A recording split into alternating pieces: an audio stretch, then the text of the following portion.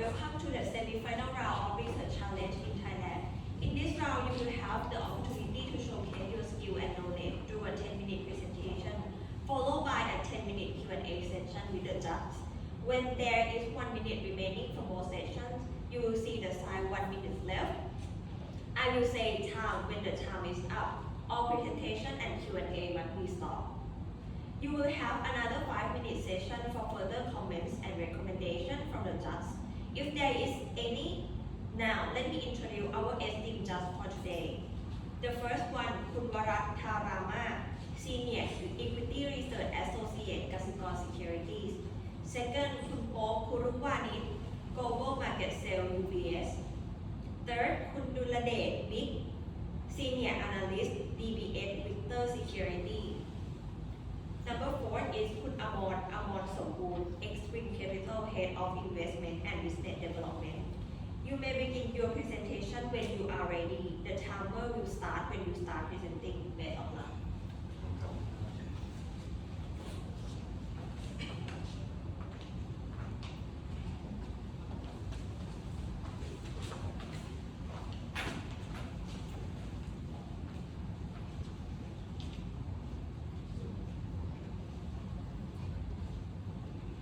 If you are a contractor, technician, or homeowners in an intense competition of the construction materials and home decorative modern trade retail industry, today we would like to recommend you the best option for the target customer and investors alike. Siam Global House.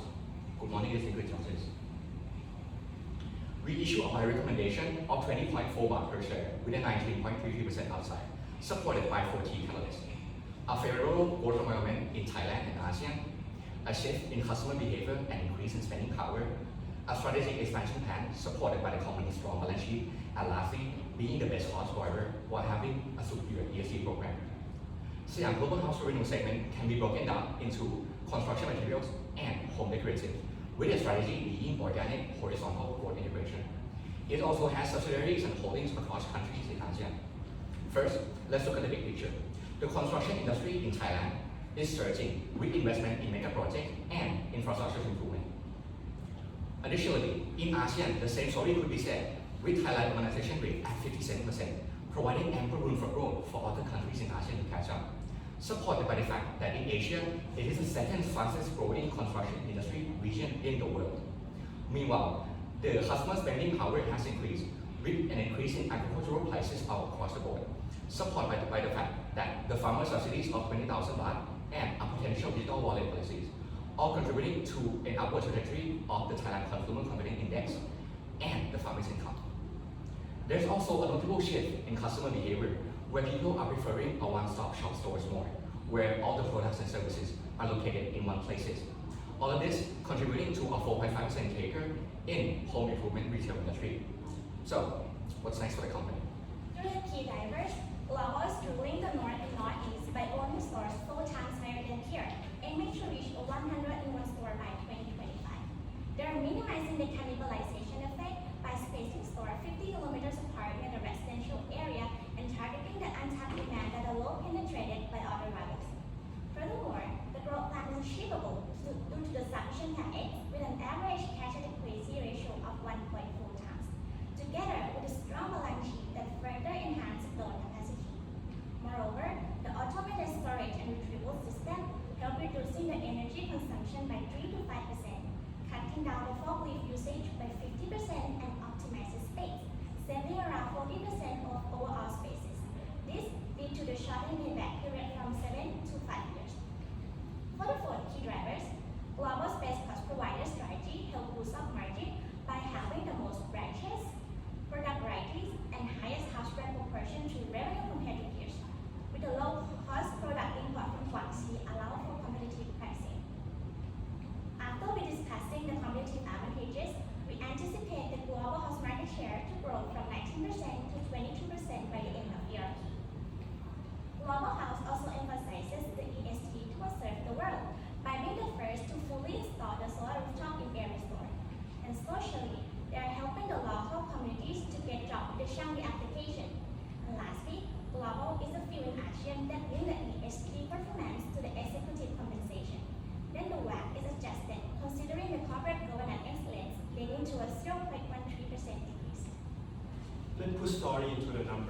The revenue is projected to go at 11% CAGR in the next 5 years, supported with the same-store sales growth, with the plan to accelerate the store expansion across both domestically and internationally. Also, with the rise of modern trade in which Global House strategy location coverage surpasses competitors, and their best cost provider strategy enable Global House to capture the competitive prices. Consequently, the net profit margin will push forward by 13% from 2023 to 2029 as a result from first, the rising proportion of house brand sales. Second, Global House generates higher sales with lesser employee, emphasizing the efficiency. Third, achieving a higher profitability by capturing the potential upward trend of steel price. Fourth, mitigating the cost through the depreciation of Chinese yuan. And lastly, the cost-saving program of solar rooftop that can reduce the cost by 300 million to 400 million baht per year, which will also result in a better efficiency overall, as the superior ASRS improve the inventory management. And with a double distribution center, the inventory day is expected to decrease onward to 2029. Also, with the early payment to supplier, Resolve receiving the discount to lower the cost of goods sold by 1% in 2023 to 3% in 2029, reinforcing our competitive edge in the market. Now that we know that Global House is a good company, this is a good investment. We do believe that good valuation is a bridge between stories and numbers. Let's start with the sum of the parts itself. We calculated the price per share across 7 businesses delineated with the countries it's operating, which we projected each revenue segment separately, considering its distinctive characteristic of cash flow, growth rate, and risk profile associated with each individual business unit. For instance, the steel revenue in Thailand is derived from the forecasted steel price multiplied by the market size derived from these key drivers. The market shares are projected using SWOT analysis adjusted with the team market survey. Lastly, the new store sales will be aligned with the management guidance as well as located the leaseable stores to minimize cannibalization and to capture the future potential demand. The cost structures are projected to be in line with the sales. Capital expenditure is split into growth and maintenance. The operating working capital is in line with the corporate strategies. The bottom-up beta was calculated based on different peer groups for different business nature and capital structures, resulting in varying discount rate. The terminal growth rate is assumed to move towards its long-term GDP growth rate of 2%, as it shows 74% correlation with the construction material price index. To support our DCF, we apply the relative pricing model of these multiples, and all the results show the underprices. Furthermore, the stock is currently trading at the multiple level being under its historical averages, a strong signal suggesting a buy. We incorporated the regression model to support the multiple approaches as well, and all the results show the underprices. However, there are several risks that the company may have to face. Intense competition, steel price fluctuations, and exchange rate are the key concerns. Starting with the fierce competition, as the industry has a high growth potential, making it is highly competitive. Retailers are expanding their stores rapidly, together with the price wars, especially on the house brand products. This could lower the overall market share of Global, so it would take around 9.4% fall in the market share to change our recommendation. The mitigation is to differentiate itself by offering diverse product range and create a strong supply network. Next, the fluctuation in steel price, influenced by the economic condition. The mitigation is to manage inventory strategically by stocking the steels according to the demand in the market.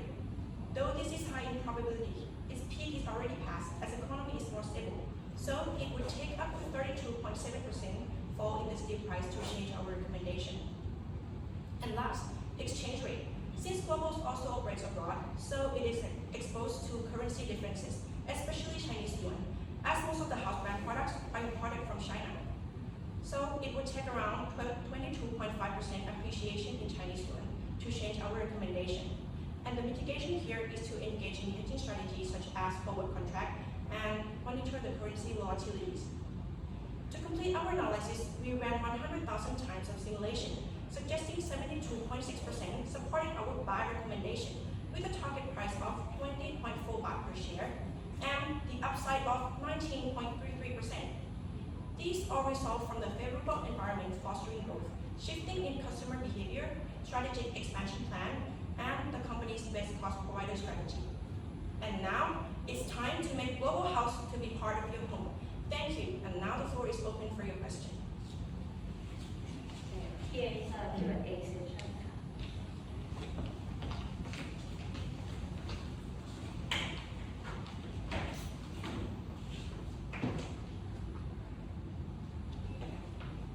So, no comment. So which model is the useful target price? Or is it the average?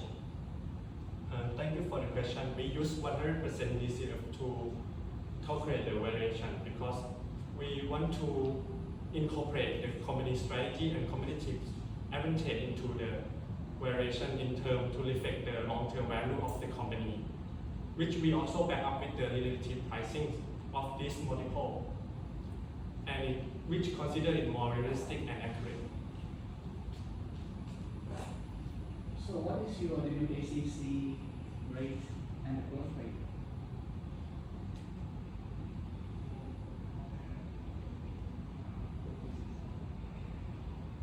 Thank you for the question. Let me take that. Our WCC is ranging from 7.07 to 6.96% after adjusted with the CG score. And your terminal growth rate is 2%. 2%. So do you think your WACC is a bit too low? 6 to 7% on average. No, since our company can maintain the good relationship with the bank, therefore they can loan with the lower interest rate compared to the market at around 1.5% for the long-term bond on average, not long-term debt on average. On the The top, cost of debt is just 1.5%. Our weighted cost debt is around 0.5 ranging to 0.67% because they have more short-term debt, so it leverage to lower Then what is the credit rating on this company? the current thing. Since the company hasn't issued any bond, so therefore but if to do so, we will calculate by using the TIE ratio to come up with the credit rate of the company.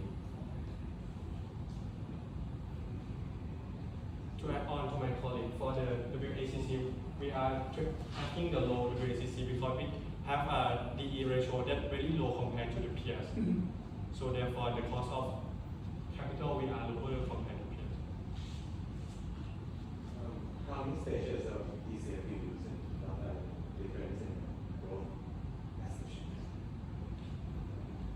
So we use the sum of the part to variation, and we incorporate the different growth rate and risk factor in terms of the currency exchange rate, the business landscape, and the country risk into the model. can you elaborate more on the question? Do you apply single growth rate or you break it down to different stages? Okay. Let me take a question. Let me take that. We divide into two stages of the company: the high growth period from 2023 to 2025, and then the transition period from 2025 to 2029. Could you please elaborate more on the ESG factor that being affected the lower of the bank? So for the ESG factor that has lowered the WACC, we incorporated using the research from Mongrupart that suggests that the higher corporate governance can lower the WACC. For example, for the number of board structure, it has a p-value lower than 5% and also has a negative coefficient, which means that the board of directors, if larger, can lower the WACC. Speaking qualitatively, meaning they can make their decisions more efficiently and more thoroughly. Could you please explain more about the competitor analysis when Global while compete with other players? Like explain how it would be standing out comparing to the peers. You mean in the corporate governance? No, in just the business as a whole.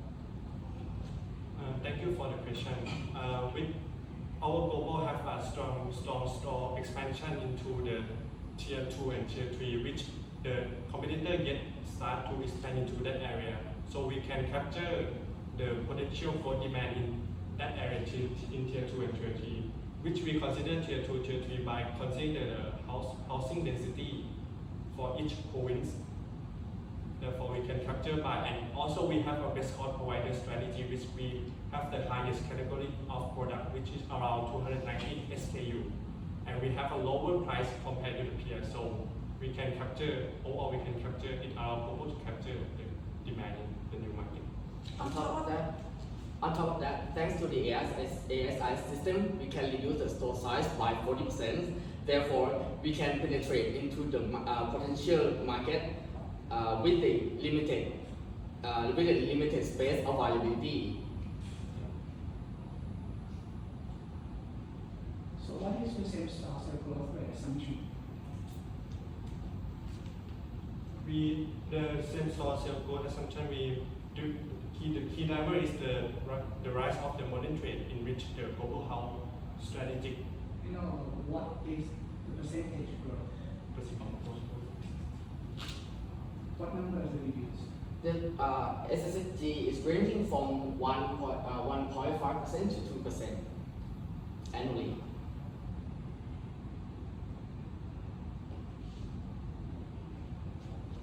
And how much capex does the company need to increase just to expand the stores from 84 to 101 stores? Thank you for the question. With the we project by using the CapEx, the new existing store, which around we plan to expand around 7 to 9 stores per year, which each store cost the CapEx around 220 million baht. And when we multiply together, we got around 2,160 CapEx million baht. And when we combine with the existing store, like the cost of the renovating, the maintenance CapEx, we sum up around 2,700 million baht, which we see in the graph that with our cash flow we are enough to expand and achievable. So what is your cash conversion cycle days?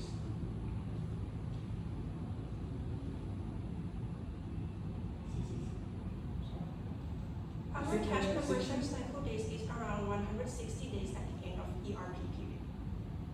Do you think this number is too high? You see, at the yellow circle, just 50 days, but we project that to increase to as high as 160 days. Thank you for the question. Because our company, we have the highest SKU, around 290 SKU. So we need to stock a lot of category of product, which enough for the 90 days of sale. On top, let me elaborate more. Since we have the distribution center in Guangxi in China, therefore it takes around 60 to 90 days to distribute the most of our house brand product to Thailand. That's why we have to stock our house brand product enough for 60 days to 90 days. So based on this presentation, it means that the business efficiency of this company is inefficient relative to peers, right? Based on the cash conversion cycle only, 160 days versus 50 days only. Can I assume that? Actually, if we look into the competitive advantage for this, right now we are at 190, and with the ASIS, superior ASIS, we try to improve and to meet the target market average of the CCC. Let me elaborate more. Therefore, since the As you can see, however, the CCC is very high compared to peers. But anyway, the company has no